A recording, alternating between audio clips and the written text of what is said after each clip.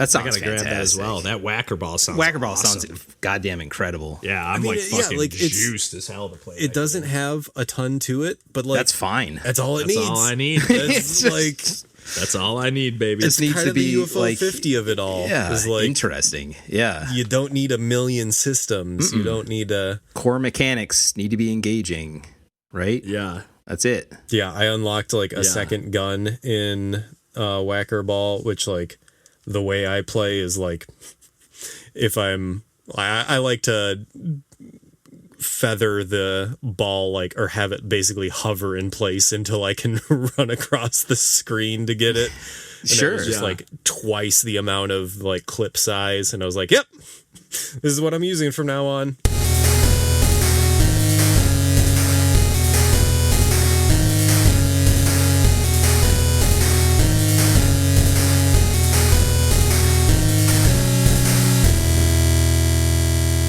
Hey everybody, welcome to Pursuing Pixels. My name's Kevin Portelli, and I'm here tonight with John Hines. Hey there. And Randall Nolery. Hey folks. And we are back as always to talk about some video games. Nothing much to say on the intro on this one, so just get right into the action.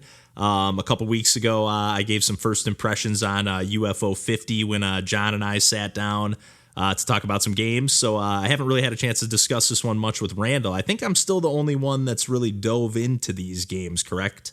Yep. Yes, sir. Okay, cool. But yeah, I'll keep it kind of spoiler-ish free, but I do want to, I'll probably end up repeating myself a little bit from some of the stuff I said the previous time too, but I've still been just kind of digging through all the games here. I can't remember if when I talked about it last time, I don't think I had, but at this point I've played all 50 games up to a few minutes each at least. You know, some games I truly have only played maybe 2 to 5 minutes. You gotta make sure they boot up. Yeah. You know, it's funny. It's so even when you boot the games up for the first time, when you're presented with the actual selection of all 50 games, you see they're all kind of darkened or grayed out a little bit. I think they're a little bit purple, but there's even digital cobwebs on them.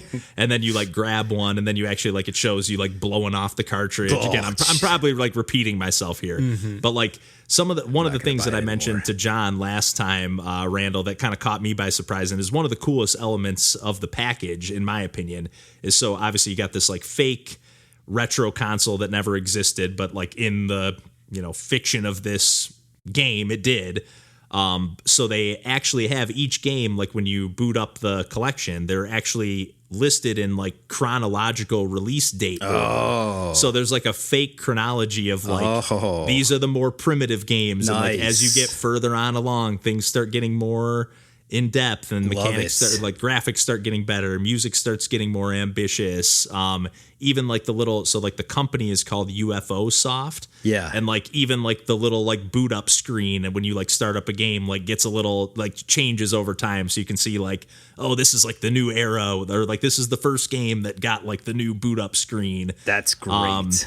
And just little details like that. And I'm really learning to love, now that I've fired it all up or fired up all the games and taking a little more time to explore the menus and stuff. I didn't realize that when you're on that game selection screen, you can press the secondary button and then look at it gives you a little mini description of the game, a little, gives you what you need to do to get a quote unquote gold cartridge, which is essentially usually you just need to beat the game to get that achievement. And then there's a secondary challenge to get a cherry cartridge, which is just maybe a speed run challenge or beat the game without dying, depending on what the game might be. And then there's even an easier challenge that you can just get for doing some smaller achievement in a game. And there's this little garden screen that you can go to where there's this little character just hanging out at a house in a garden. And then as you achieve these challenges, they'll just start appearing in that garden. Nice. A little, golf ball for the pin golf challenge that I completed or whatever it might be. I've only unlocked a few of those so far.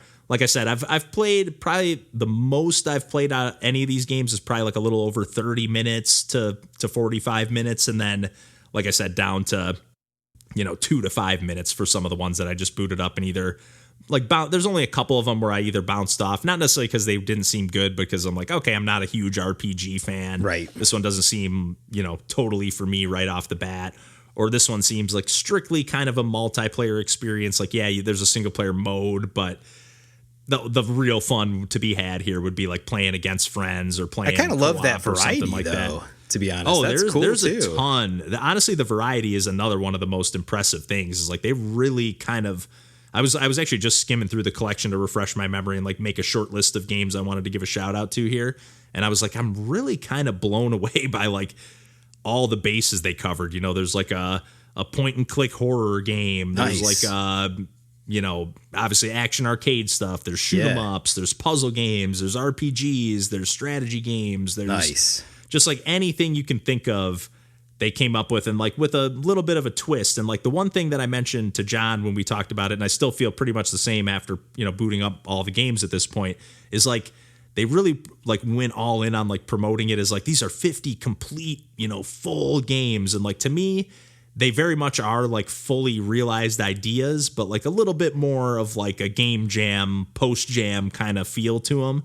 Like they're really polished, they're really nice, but like a lot of these games are pretty bare bones. Like if I bought this as a retro console or bought it back in the day for like $50, you know, I'd be like, oh, and not that, you know, that's obviously a very high expectation of like, there's going to be 50 full-fledged games on here, but that's how they were kind of promoting it. So I was like, and like I said, I don't take this, I'm saying it as like a thing that caught me off guard, but I take it as a positive, because there's no way I'm ever going to play 50 full games, you know, even when I buy them individually and I buy all of, you know, each game intentionally, I'm not going to play all 50 games. So let alone when I buy one package that's got, you know, an assortment of genre, you know, including genres that I'm not really into all that much, you know, there's no guarantee I'm going to play them all. But that said, I will say pretty much every game I booted up has piqued my interest in one way or another, where I'm like, there's something interesting here that I need to either play it more, or maybe it's not my thing, but it's still a cool concept. But one of the games, the game I've played the most at this point is Campanella 2, which is another cool thing. So there's like sequels to games and stuff like that. A lot of people have been saying, even I was wondering about that. Yeah, even our pal Turd Boomerang in the Discord was saying, and I've been seeing people say this online, they're like, they hid Spelunky 3 inside UFO 50 with Campanella 2. Nice. It's a very different game, and I, being someone who hasn't played a ton of any of the Spelunky games, but I've played a little bit of them and know what's going on. But I think I mentioned this one briefly because I had fired it up, and I was just thought it was so cool that there were like 3 games in this series, and they're all 3 very different. But Campanella 2, right off the bat, it kind of gave me like a little bit of a cave story vibe, because you can see this like tiny little sprite, and then you got this like little UFO that you can hop into, and then once you can hop into your ship, then I'm like, okay, this is giving me a little bit of like a Blaster Master kind of vibe. Nice. Where you can like, you know, it's a side-scrolling thing, and it's a procedurally generated roguelike, best I can tell. And you start off in this like UFO overworld kind of section. It's side scrolling. And then you got to collect, I think, 10 stars to kind of like unlock the like final like room. There's other rooms you can go into to like either have shops or just have a little challenge room to maybe get an upgrade. But you just have like a limited amount of fuel for your UFO on a given stage until you get to the next one. And it's all about like, you have like a thrust with your UFO. So like if you were to just like hold it down the whole time, you just launch right into the ceiling, hit a wall and explode. You can take a little bit of damage, but like you hit it enough times and you'll explode. But like you really got to be like feathering on the exhaust. You got that like, oh yeah, that like jet engine thrust. Like what's that NES game? Jetman or whatever. Yeah. Solar Jetman. Solar Jetman. Yeah. There's like a Genesis game that came to mind too that has if you don't turbo thrust, does it like bring you to the floor with gravity otherwise sort of thing too? Yeah. And if you hit the ground, you're gonna take damage unless like you have to like feather it just light enough. So if there's no like button to hit to land, so you do have to like just fall slowly enough. And then you'll land, and then you'll hop out of your ship, and then you got to jump into the door.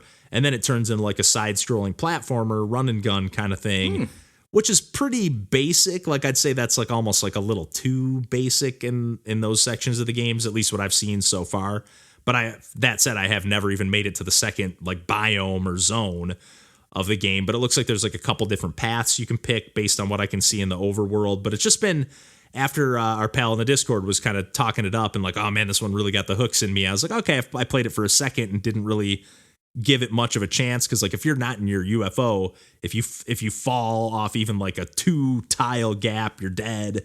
Like it's a really brutal, punishing game. Old school. Yeah, exactly. But it's been really keeping my interest. I've really been kind of hooked at, like, every time I boot up the collection, I play that one kind of to start my session and to end my session. Nice. And then another one I've been playing a ton of is Seaside Drive. Best I can tell, it doesn't actually say like which developers did. I think there was a team of 6 total developers. I'm sure they had other people working on it as well. But to the best of my knowledge, this is one of the games that was made by the Downwell developer, at least based on the Wikipedia page. But for some of the games, it just shows like a question mark, like they like don't know who developed it or they haven't told anyone yet. That's cool. But it does have the developer Downwell's name for this one, and it's kind of like you're like a character in a car, you know, all as like one unit, and you're just driving on the ground, and it's kind of like a bullet hell shoot 'em up, side scrolling, and you're only on the ground, so you're only able to move left and right, and then you have this meter on the back of or on the bottom of the screen that's like 3 tiered. So you have like your lowest tier, mid tier, and then fully charged up. And the only way to charge that meter is to go left on the screen, which is like essentially you're like doing like a drift almost. Yeah. When you're going like backwards, if you will. So you're like drifting and it's charging up your power meter. But then obviously you got to keep driving forward to position yourself against the enemies. And then you have 2 different fire buttons, one for shooting like up in the air at like there'll be like different planes and helicopters and sometimes just like geometric shapes and stuff like that coming at you. I've only made it to the 2nd stage in this one. It's really hard. And all the games in this collection are pretty dang tough. But basically, yeah, you have your one button for firing like upwards and kind of like an arcing, like, I guess it's probably like a 90-degree angle over the top. And again, you're aiming with the same controls that you're steering your car with as well. So you really got to be like, it's not a twin stick, you know, it's all like all these games are built with like just 2 face buttons and then your D-pad. It's retro style. Use the joystick. Yep. So it's like very retro and also very retro in the sense that like there's no instructions for the game. Most of the games, like some of them have like a little intro thing that teach you something, but most of them are like, here you go. Here's the control. You can pause it and look at the controls, and that's about it. Which is kind of cool. It's like it's a little bit annoying sometimes because some of the games are a little bit obtuse, and you're like, I guess that's part of the fun. Kind of like I was talking about Kingdom last week. Like the part of the fun is like discovering it, but part of it's like maybe that game would have clicked if I would have known what was going on from the get-go, you know. But yeah, Seaside Drive again, like it's just really fun to kind of juggle that, like, and then you have another fire button that just lets you shoot either left or right depending on which way you're steering or whatever, but like on the ground. So there'll be like some like, you know, like a semi truck or something that comes on the ground. But then like a lot of stuff is like really physicsy too. Like the part that I keep dying on the 2nd stage, there's like all these like, I don't know if they're marbles or bouncy balls, but they're just like the way they bounce off one another and react and like move around in an unpredictable pattern. It's just like gets really tricky. And they also like react to your shots a lot of the times. And then when they explode into bullets and it just gets really, really dicey. But I think that one is like the 2nd or 3rd like final game released, you know, in the chronology. So it's definitely one of the ones that has like really slick music, really nice visuals. What of the ones that are like of the quote unquote end, what would you like compare it to like console generation power wise? I would say so. Like they have them like I think the latest games are like came out in 87 or 89 is like the year. So it's it definitely doesn't feel like you're not playing Kirby's Adventure or Mario 3 or anything like that. I would say, but it feels like maybe like Battletoads ish. Like maybe that's like maybe a little bit too ambitious, but like where it's like a little rough around the edges, but it's still like got that polish level.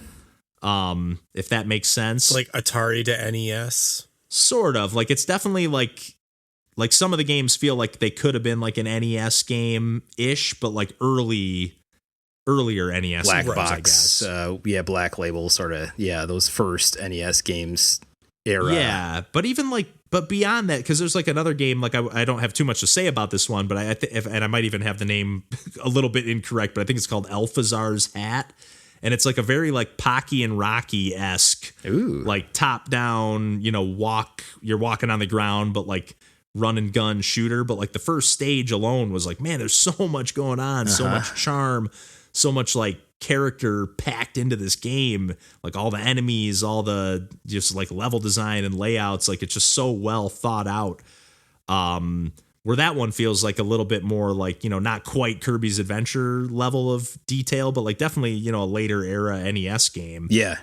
There's another really cool shoot 'em up called Caramel. You play as this like little fish that like your main ability is just like you can just like fire, regular shots. You can hold it down, and then if you hold it down long enough, you like kind of charge up this extra, secondary shot that when you release, you fire like more of like a spread shot. Nice. But then your secondary ability is like you take like a Polaroid picture, and then anything that's in that picture like freezes.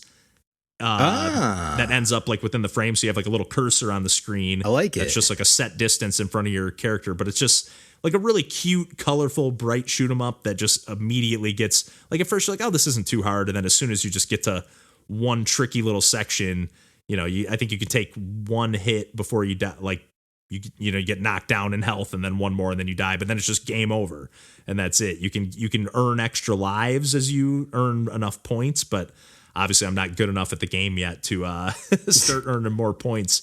But the last game I wanted to give a quick shout out to is called Rail Heist. And I believe there's another game in this like quote unquote series or takes place in the same universe, but it's more of an RPG. This one is like a side scrolling platformer that's like sort of turn based. So like that's another way where like a lot of these games feel like they're like retro, but they're like doing stuff that like there's no way anybody would have made a game like this in this era, Yeah. And it wouldn't have worked this well, even though it's a little janky at times. But basically you play as this like cowboy, and you're just trying to like a series of cowboys. There's like a bunch of different characters, and you're just trying to like it's always your turn first, and the turn, it doesn't become the enemy's turn until somebody like sees you or you trigger something. It's kind of like a stealth platformer. And then but if you get into their line of sight, they're just going to shoot you and kill you instantly. But if you were to like kill an enemy, then the other enemies hear you, and it like starts a 10-second timer, and then you have to either try to like get into a position where you think they won't find you when they have 10 seconds to look for you, and try to figure out where that sound came from or whatever. Or if you've already stolen the money on the stage, like your partner will show up like on a horse, and then you just have to get back to the start of the stage. Nice. And jump on the horse and escape. And there's obviously like a speed run or like timer goals that you can like beat a stage in, which I'm sure is how you get like the cherry cartridge by beating it under a certain amount of time. But sure, you can like, if you duck down, or even if you just punch, there's certain walls you can't do this to, but you can like either the floor or a wall, you can like punch it. So like on the very first stage, there's like this like anvil or whatever, some kind of heavy thing that you can push. So like you can like go up above this first enemy that you see, punch a hole in the ground, and then push that anvil on top of them and crush them. Ooh, I like it. And then that's not going to trigger anything because that person just died. They didn't hear you shoot your gun or anything like that. So you just get to keep moving on as if it's still your turn. Nobody knows you're there. I love that stuff. But as things get dicier, and there's some great elements where it's just like funny because like you won't realize you're going to get seen as you like fall down this like shaft as you're jumping to get to a different area, and then you'll get shot by one enemy, and then it's like kind of turn based, so then you'll like freeze, and then you'll get launched, and then like the way you get launched will launch you into another enemy's line of sight, and then they'll shoot you, and it's just one hit death, so you're already dead at this point. But it's just like hilarious the way the game plays out. And it's like I said, it's like a little bit rough around the edges and janky at times, but like just enough to where it's like not frustrating, or when it is frustrating, it's like kind of funny. Yeah. And like unpredictable in the way that it plays out. So it's just like, I don't know, it's one of the more like ambitious games in the collection. I think in terms of like gameplay and stuff like that. I have no idea how long it is, but those are just like a few more I've been having a ton of fun with, and really like been looking forward to playing some more of these. There's a few that I've been like holding off on where I'm like, I know I'm going to want to make a video for that game, so I don't want to like play it too much before I like know too much about it and spoil it. So yeah, I would say in my opinion, like of the 50 games, there's like at least 25 that I'm very, very into. And then, more beyond that I'm, looking forward to exploring. And then maybe like 5 or 10 that just aren't my bag, which is totally fair. Yeah, not really any duds in the collection. So, but which is beyond impressive. Yeah, that sounds awesome. I keep thinking of retro game collection back on DS, as you've been talking about that as kind of a little bit of an analog from a different time that way of like purposely making games like constrained to a fake kind of 8-bit platform and of different types. But those were not even half as ambitious and unique as what these games sound like, to be honest. So I'm definitely into that. Yeah, and again, back to that game jam like energy that I was talking about, like I almost like that because it's like it's in a lot of these games, it's like they're just taking like a 1 or 2 ideas and just fleshing it out. They're not like coming up with a million things. It's like it's just kind of nice to like dive into a game with a core concept and just get into it. It's really fun, and that let alone 50 of them. And simplified button input layout stuff. Yeah, it's just and then if you get stumped there.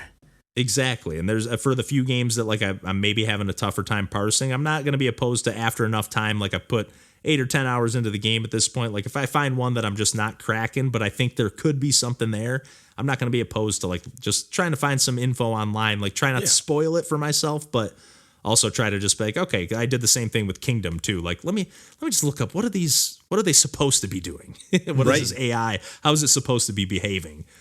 Just so I kind of know what I'm getting into. But yeah, I mean, I could ramble off a few more. I'm sure I'll play more of these games and talk about it another time or two before the end of the year here. But why don't we keep it in the retro vein here and kick it back over to Randall? Yeah, there's a few through lines there. I'm not going to talk about a particular game because I've not had time to play a particular game otherwise, but I did go buy more games, which I want to do. It's kind of the best part about gaming, if you really think about it.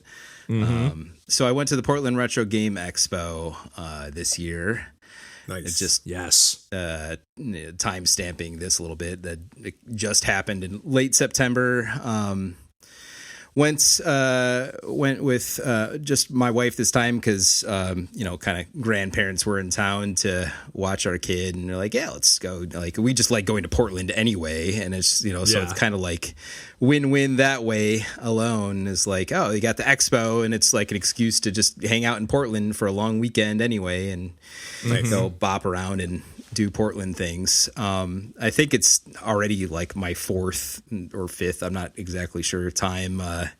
Even in the preamble, Kevin and I have gone to the Portland Retro Game Expo circa literally a decade ago as well. It has only gotten bigger I was since just going to say, point. I can only imagine it's grown since then, Yeah, it's kind of a cool time, though, because I also went a couple years ago, and that was kind of at what I would say is the peak of, like, retro game prices being just obscene and just, like, what is this? What are we doing here? Like, Like, I'm just going to go for, like, 1 or 2 games that I'm excited about, and, like, literally that's my quote-unquote budget. Like, I can't responsibly buy this stuff otherwise, and it's softened a little bit, I'll say, since that point, which was really nice. It felt a little like I had a little bit more agency in like my ability to like negotiate with these vendors at the booths, which I've always been want to do. It's always going back to the old thrift store and flea market experiences of my youth.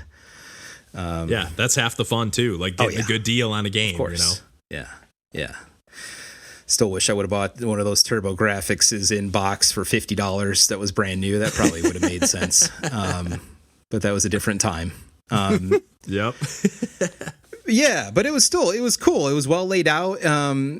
People were generally cool. Just like they've really kind of honed in what this thing is.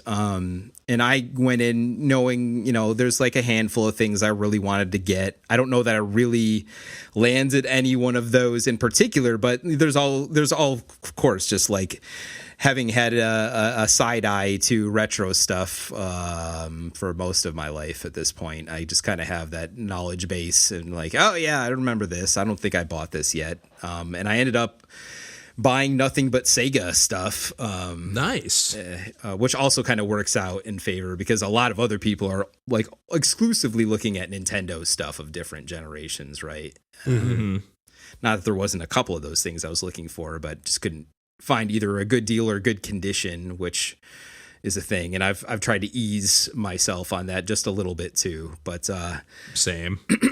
ended up with like 6 or 7 things, at least what I remember of what I got here. I kind of wrote it down so I remember, but I have the advantage too of liking sports games, which most gamers quote unquote don't go for. So like I got like College Slam on Sega Saturn, which doesn't sound like much until you realize it's a Midway developed like NBA Jam but 3-on-3 like arcade thing. And yes, why wouldn't I want that for $10 or whatever? Like what's complete. That's great. Yeah. And I bought it hand in hand on the last day because people are more willing to make deals, and they were especially more willing to make deals because unfortunately somehow on the middle day, the big day, the primary day, Saturday, we were kind of like lackadaisically getting in there, but then like 45 minutes in, the fire alarm goes off in this huge expo hall, and like they're like, everybody clear out. It's like no joke, like everybody needs to get out, but like people have all their wares on these tables, like it's a little touch and go. Yeah, so I'm like, especially if you're there like running a booth and trying to sell, like that's like maybe your livelihood, thousands on the line right there of dollars potentially. Maybe tens of thousands depending on what you're carrying. No kidding around, man. So that was wild. But after that we were like, I guess we're done. We just got here today. But we'll come back tomorrow. It'll be the last day. People be more willing to make deals. And I'm like, I want to make sure we stay an extra day just because like I was cut that day short. It's like, we should just like get going. Like, no, that's like the best day to cut deals. Like with people, like they don't want to take this shit home either. I want to buy the shit that I don't need. I can set on my shelf for a discount. Let me have that. So bought College Slam, also bought Baku Baku, which is a Sega Saturn puzzle game with animals and poorly aged 3D graphics, but a competitive puzzler is always something I'm interested in. And again, not a high value game, which is perfectly good for me on a very high value platform like Sega Saturn. So getting both of those games for like $40 or whatever, playing the I'm gonna look at this, I'm gonna walk away. He's like, I'll give you that for like $27. How about this and that for like $40? All right, that's fine. Here's the cash. Grabbed a couple of Dreamcast games. I've always eyed Street Fighter Alpha 3. It's also because retro is so huge that now there's like new peripherals, like professional peripherals being developed for these platforms. Like there's this Indiegogo that I backed for this Dreamcast arcade stick that's like legit made with like industry standard parts, but also is compatible with a bunch of other retro platforms, has built-in VMU support in like multiple VMU slots. It's everything that you would want if you actually like really wanted to play this stuff, right? And I'm like, all right, I'm going to collect as many of these like fighting games that are like the best versions are on Dreamcast. Like, do they make new VMUs? Yes, that's a whole nother thing. There's a burgeoning market, I will tell you right now. There's a VMU 2, and that has a backlit screen, and you can plug it into your PC, but the OS is not great. But of course, I bought that. I just got it. God. And now there's a new developed one that looks like it'll be even simpler to use. I'm sure I'll buy that too. It's kind of like the equivalent of going from GameCube's memory card 59 to a memory card 1019 or whatever the hell. Like you get Right. that many more slots. How nerdy would you like to get? So I got Street Fighter Alpha 3, and I got King of Fighters Dream Match 99, which is a Dreamcast port of King of Fighters 98, which is one of the better known SNK ones. And just as importantly, on the back, showcases support for connection with the Neo Geo Pocket Color cable, where you can connect your Neo Geo Pocket Color to the Dreamcast to unlock a MacGuffin. Man. That's amazing. Batman Returns on Game Gear is actually a good game, and why not grab that for no money? And then most importantly, there's a Sega 32X game that I had in my hands like a good decade ago at the Portland Retro Game Expo, and I didn't buy it because it had like a signature on it from some like internet celebrity. I'm like, this destroys the value. I don't want this. Get this shit out of here. So like the modern one still had writing on it, but it was like a Funko Land. Like it was written on the top like Funko Land with a phone number on like the insert. Like that's actually cool. I don't have a problem with that. Mm-hmm. Yeah, that's almost like add some history to it or something. Yeah. Yes, for kids that don't know, Funko Land is the original, actually good GameStop on a national level. God, yeah. Colibri is a hummingbird shmup and is very vibrant and colorful on the Sega 32X. Okay. So I was like, the 32X library is so narrow. I was like, which one is this going to be Knuckles Chaotix? Welcome to the 32X world. No, this was the one that got away. Colibri. So yeah, it's always kind of like grabbed me just how weird and one-off it is, and I like cute 'em ups anyway. I've talked about this before. This is kind of another one of those. There's literally a lot of hummingbirds around our house with regularity. I have a 6-year-old daughter, and this is a 32X shoot 'em up where you play as a hummingbird. So I had to get it, and that was the one I spent the most money on, and I don't regret it. Nice. Yes, and I think that's all I've got to say about the Portland Retro Game Expo in 2024. Nice, man. I'd go again, though. Yeah, I would too, man. It's been literally 10 years, and I would be happy to go again. And it's nice to hear that the prices, because I remember when you were in town here last time and we were hanging out, I remember we would go, we went a little retro game hunting or just game hunting in general. Hell yeah. And we kind of had that same feeling. Like, I feel like the prices are not as high as I expected them to be. So it's kind of good to hear that even at a retro gaming expo, they're not like, because I feel like you'd see kind of top dollar at those kind of events, and there was that, right? But some are only in for that stuff anyway, right? And you can find it, right? You can get your hands on it. You're not buying it from eBay and risking it shipping damaged and whatever else. Yeah, if you're going to spend $300 on a game, it's like, I want to see it. Totally. Or even pay 10% more just to see it in person, right? Just to know, right? Like, that's worth it to me. Like, I'm trusting this is legit. It's not a bootleg. It's not, whatever. I can do my research in person, I guess. Yes. Yeah. So that was my rabbit hole. Nice.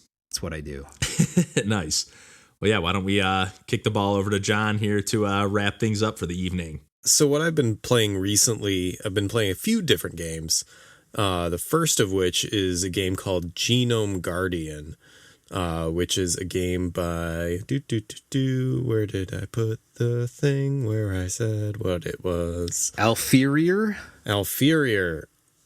I think. Oh, God. I have it pulled up because that's how I knew it was 9 out of 10. Nice. Yep.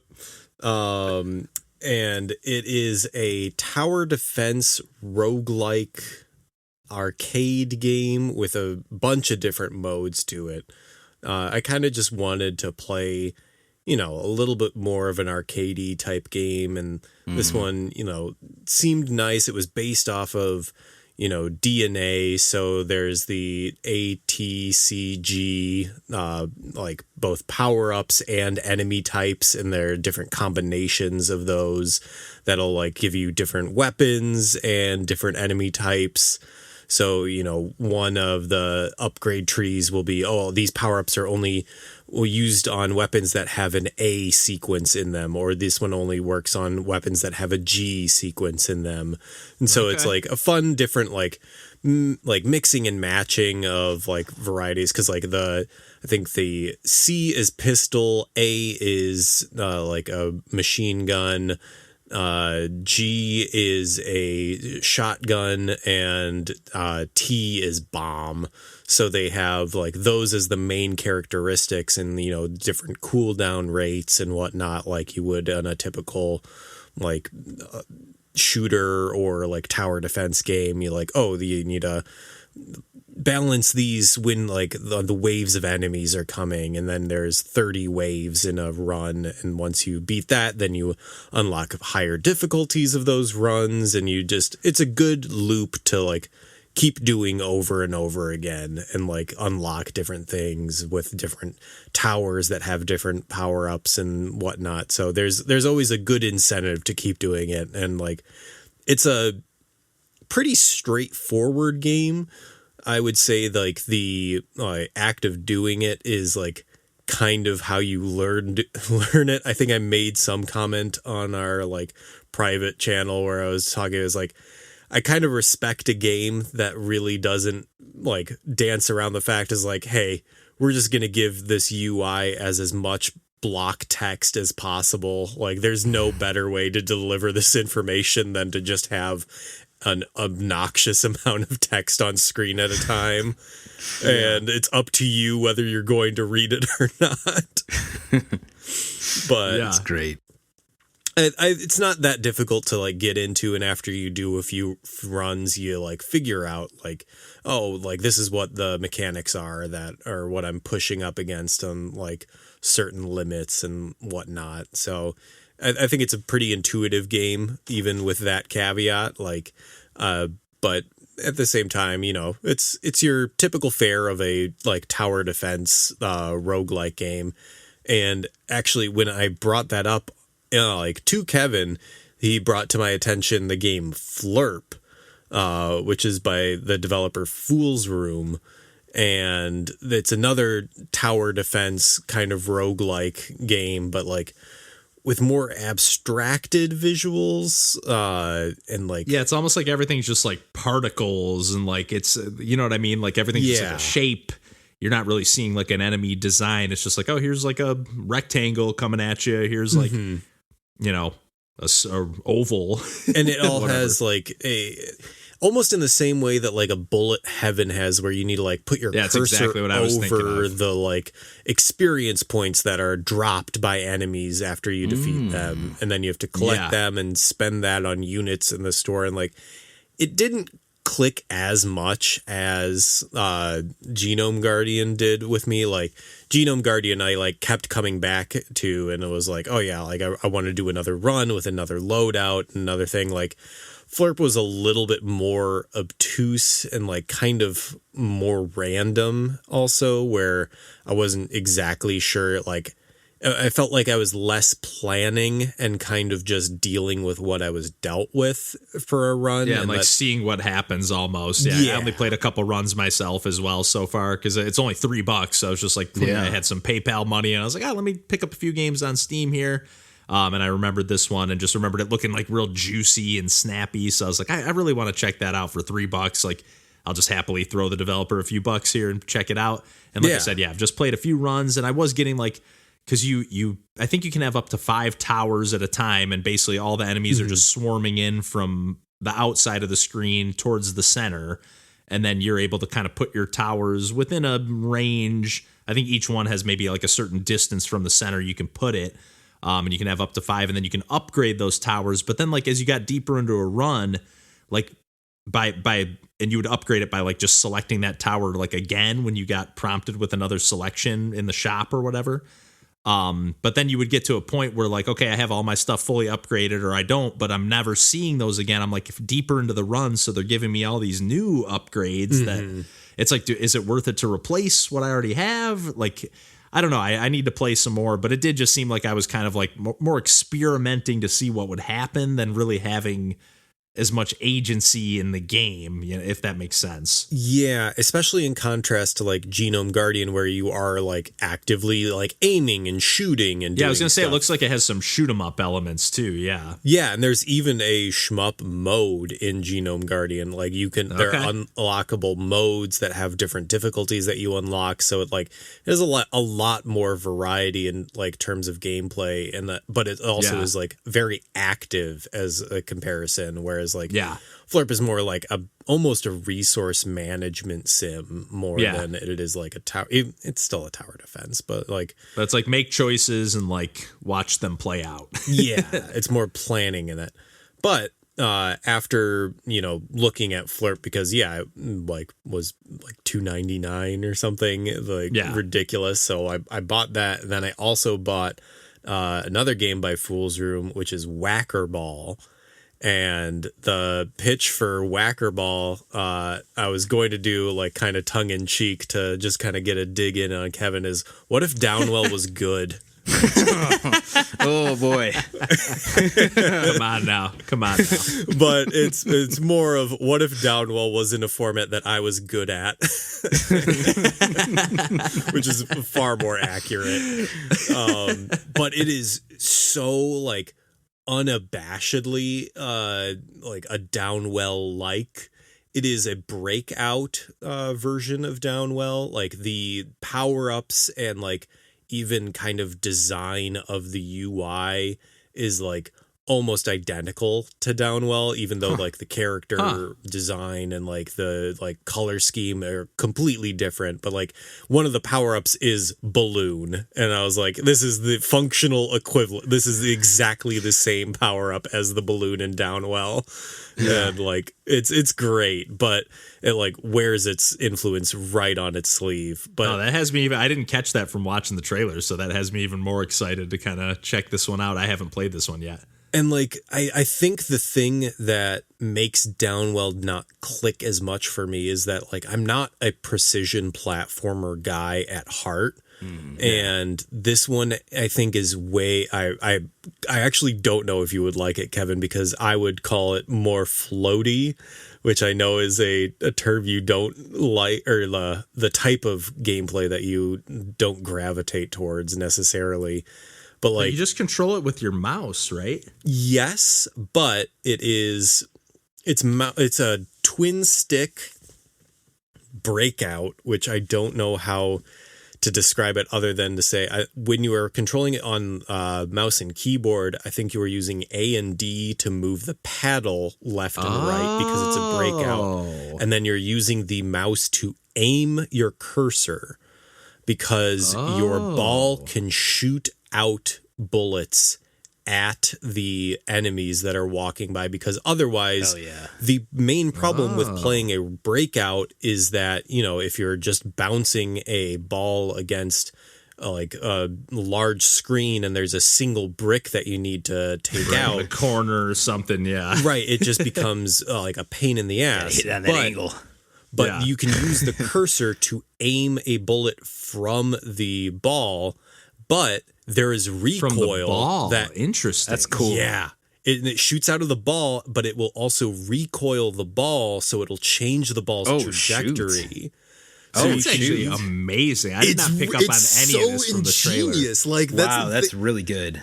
Like, yeah, I thought with how fast you see the paddle moving in the trailer, I just took it as like, oh, you must be just whipping the mouse left and right to just move the paddle. So that's crazy. And then so there is on controller, I think it might be left mouse and right mouse if you're using the mouse and keyboard, but it's like left trigger and right trigger.